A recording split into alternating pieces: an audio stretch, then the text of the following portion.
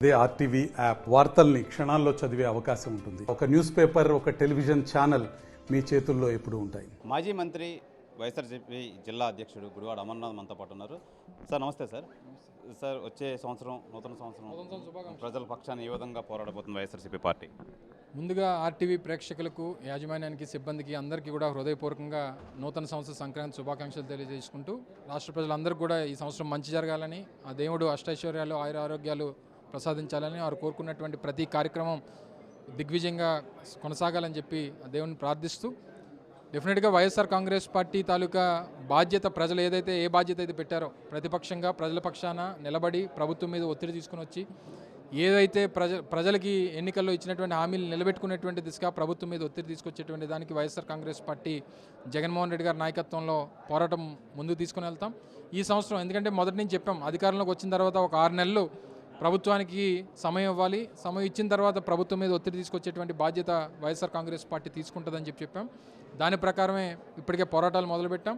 వచ్చే సంవత్సరం మరింతగా ప్రజల పక్షాన పోరాటం చేసేటువంటి కార్యక్రమాలు మరింత ఉధృతం చేసేటువంటి బాధ్యత కూడా తీసుకుంటాం. సార్, ఏ అంశాల మీద కూటమి ప్రభుత్వం మీద మీరు చేయబోతున్నారు? వారి ఎన్నికల్లోకి వెళ్ళినప్పుడు ఏదైతే ప్రజలకు హామీ ఇచ్చి ఓటేయించుకొని అధికారంలోకి వచ్చారో ఆ హామీలో నిలబెట్టుకోమని చెప్పి కోరుతాం. సూపర్ 6లో వారు ఏదైతే మహిళా శక్తి కానీ, లేదా అన్నదాత కార్యక్రమం కానీ, రైతులకి రైతు భరోసా కార్యక్రమాలు కానీ, లేకపోతే అమ్మఒడి, తల్లికి వందనం అని చెప్పి పేర్లు మార్చి ఏదైతే కార్యక్రమాలు వారు పెట్టారో ఆ కార్యక్రమాలు నిలబెట్టుకునేటువంటి దిశగా వాళ్ళ మీద ఒత్తిడి తీసుకొచ్చేటువంటి కార్యక్రమం చేస్తాం. దాంతోపాటు మొన్న జరిగినటువంటి ఎన్నికల్లో వచ్చినటువంటి ఫలితాలు కొన్ని పాఠాలని మా పార్టీకి నేర్పించింది. సో దేనివల్ల అవి జరిగాయి, ఎందువల్ల ఆ ఫలితాలు వచ్చినాయి, దాని నుంచి ఏ రకంగా మనం బయటపడాలి, ఏ తప్పులు మనం చేసామో దాని నుంచి ఆ తప్పులు ఏ రకంగా మనం సరిదిద్దుకోవాలనేటువంటి దాని మీద పెద్ద ఎత్తున ఇంట్రాక్షన్ అనేటువంటిది కూడా కార్యకర్తలతో జగన్మోహన్ రెడ్డి గారు ఈ సంవత్సరంలో చేయబోతూ ఉన్నారు. అన్ని జిల్లాల్లో పర్యటనకి రాబోతూ ఉన్నారు.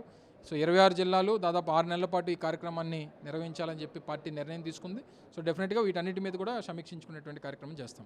కూటమి ప్రభుత్వం వచ్చిన తర్వాత ప్రజలు ఎంతవరకు ఫుల్ఫెజ్గా ఉన్నారు, ఎంతవరకు సాటిస్ఫై అయ్యి ఉన్నారు? ఒకసారి అలాగా మన జగదాంబ జంక్షను, డాబా గార్డెన్స్, ఎక్కడైతే బట్టల షాపులు ఉన్నాయో ఒకసారి అటువైపు వెళ్ళి మీరు చూస్తే కిందటి సంవత్సరం మా ప్రభుత్వంలో ఉన్నప్పుడు ఫుట్ఫాల్ ఎలా ఉండేది షాపుల్లోకి, లేకపోతే ఇప్పుడు ఏ రకంగా పరిస్థితులు ఉన్నాయనేటువంటిది ఒకసారి చూస్తే ఈ సంవత్సరం నాకు వేరే దగ్గర బాగా కనబడుతున్నారు. ఈ వైన్ షాపులు వాటిలో బాగా ఎక్కువ, ఈ బెల్ట్ షాపులు వీటి దగ్గర ఎక్కువ జనం కనబడుతున్నారు తప్ప ఈ రెగ్యులర్గా ఫ్యామిలీస్ ఏ రకమైనటువంటి పరిస్థితుల్లో ఈరోజు పరిస్థితులు ఉన్నాయి, జిఎస్టీ రెవెన్యూస్ ఇవన్నిటికీ బేరీజ్ ఎక్కడ చేస్తాం, రాష్ట్రానికి వచ్చేటువంటి రెవెన్యూస్ ఏ రకంగా ఉన్నాయి, గత డిసెంబర్లో ఎంత రెవెన్యూ వచ్చింది, ఈ డిసెంబర్లో ఎంత రెవెన్యూస్ వచ్చాయి అనేటువంటి చూస్తే మీకు డిఫరెన్స్ తెలిసిపోతుంది.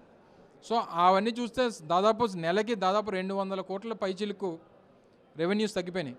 అంటే ఏ స్థాయిలో పరిస్థితులు ఉన్నాయో రాష్ట్రంలో అనేటువంటి దానికి, పేదవాడి తాలూకు పరిస్థితి ఏ రకంగా ఉందనేటువంటి దానికి అది ఒక ఉదాహరణ. సో డెఫినెట్గా ఆ బ్యాడ్ టైం అనేటువంటిది నడుస్తూ ఉంది. మరి ప్రభుత్వం మీద ఒత్తిడి తీసుకుని వస్తాం, ప్రజలు చేస్తాం, మళ్ళీ పేదవాడికి మంచి రోజులు వచ్చేటువంటి దానికి దిశగా మా తాలూకు పనితనం ఉంటుంది. సార్, ప్రధానంగా యువత రిలీవ్ అయిన వాళ్ళు కదా కానివ్వండి, లేదంటే ఐటీకి సంబంధించిన వాళ్ళు కానీ, ఎంతవరకు ఐటీ మినిస్టర్ ఇప్పుడు యంగ్ అండ్ డైనమిక్ అని చెప్పుకుంటున్నారు కదా, ఎంతవరకు వాళ్ళు సక్సెస్ అయ్యారంటారు? చెప్పమనాలి. నేను 2 సంవత్సరాల పాటు ఈ రాష్ట్రంలో ఐటీ అండ్ ఇండస్ట్రీస్ మినిస్టర్గా చేశాను. సో నేను చేసినటువంటి కార్యక్రమాలు ఏ రకంగా ఉన్నాయి, ఇప్పుడు మంత్రి గారు స్వయాన సీఎం గారు కొడుకు కాబట్టి ఆయన ఏం చేశాడు అనేటువంటి దానికి ఒకసారి బేరీ చేసుకుని 7 నెలల్లో ఎంతమందికి ఉద్యోగ అవకాశాలు కల్పించారు, లేకపోతే ఎంత ఉద్యోగ కల్పన అనేటువంటి దానికి వారు అడుగులు వేస్తూ ఉన్నారనేటువంటిది దానికి సమాధానం చెప్పాలి.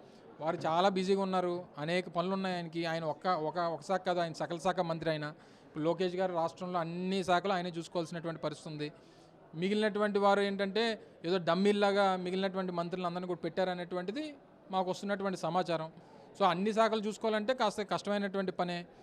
జిఎస్టీతో పాటు కేఎస్టీ కూడా పెట్టారు కొత్తగా. కూటమి సేల్స్ ట్యాక్స్ ఉంది. సో కూటమి కట్టాల్సినటువంటి సేల్స్ ట్యాక్స్ ప్రతి నియోజకవర్గంలో ఏ రకంగా కట్టించుకుంటున్నారో, ఒక పక్క ల్యాండు, ఒక పక్క శాండు, ఒక పక్క లెక్కరు, ఇన్ని మాఫియాలు నడుపుతూ ఉన్నారు. సో ఈ అన్నింటిలో బిజీగా ఉన్నప్పుడు ఆయన పెద్ద ఉపాధి కల్పన మీద పెద్ద దృష్టి ఉంటుందని నేనైతే అనుకోవట్లేదు. సంక్రాంతి అంటే ప్రధానంగా సినిమాల సీజన్, సినిమాలకి వాళ్ళు ఇస్తున్న రాయితీలు కానీ, వాళ్ళు ఇస్తున్న బెనిఫిట్స్ కానీ ఏం చెప్తారు మీరు?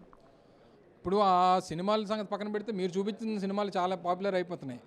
మీరు కొంచెం ఈ రీసెంట్ టైమ్స్లో జనరల్గా సినిమా అనేటువంటిది డెఫినెట్గా ప్రతి ఒక్కరికి ఒక ఎంటర్టైనర్. సో దాన్ని ఏ రకంగా కంట్రోల్, పేదవాడికి ఇబ్బంది లేకుండా ఎంటర్టైన్మెంట్ ఇవ్వాలనేటువంటిది గతంలో జగన్మోహన్ రెడ్డి గారు తీసుకున్నటువంటి నిర్ణయాలు.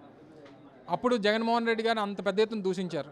మరి అదే నిర్ణయం ఇప్పుడు పక్క రాష్ట్రంలో తీసుకుంటే ఎందుకు సోకాల్ నాయకులు మాట్లాడలేదు అనేటువంటి దానికి కాస్త సమాధానం చెప్పాలి. సంక్రాంతి అనేటువంటి దానికి జనరల్గా మీరు అన్నట్టు ఎంటర్టైన్మెంట్, సంక్రాంతి రిలీజులు, సంక్రాంతి మూవీస్ అనేటువంటి దానికి చాలా డిమాండ్ ఉంటుంది. సో ఈరోజు ఆ ఎంటర్టైన్మెంట్ని పేదవాడికి దూరం చేసేటువంటి పరిస్థితుల్లో ఈరోజు నిర్ణయాలు తీసుకుంటున్నటువంటి సందర్భంలో ఎందుకు ఈ నాయకులు మాట్లాడలేదు, సోకాల్డ్ ముఖ్యమంత్రులు కానీ ఉప ముఖ్యమంత్రులు కానీ ఎందుకు మాట్లాడలేదు అనేటువంటి దానికి వారే సమాధానం చెప్పాలి. ఇది ప్రధానంగా ఈ కూటమి ప్రభుత్వం చేసే ప్రతి దానికి ప్రజల వైపు నిలబడి పోరాడతాం.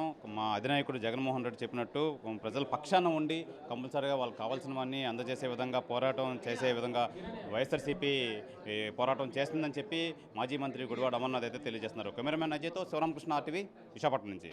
మరిన్ని వీడియోస్ కోసం ఛానల్ ని సబ్స్క్రైబ్ చేయండి, లేటెస్ట్ అప్డేట్స్ కోసం వాట్సాప్ ఛానల్ ని ఫాలో చేయండి అండ్ లింక్ డిస్క్రిప్షన్ లో ఉంది.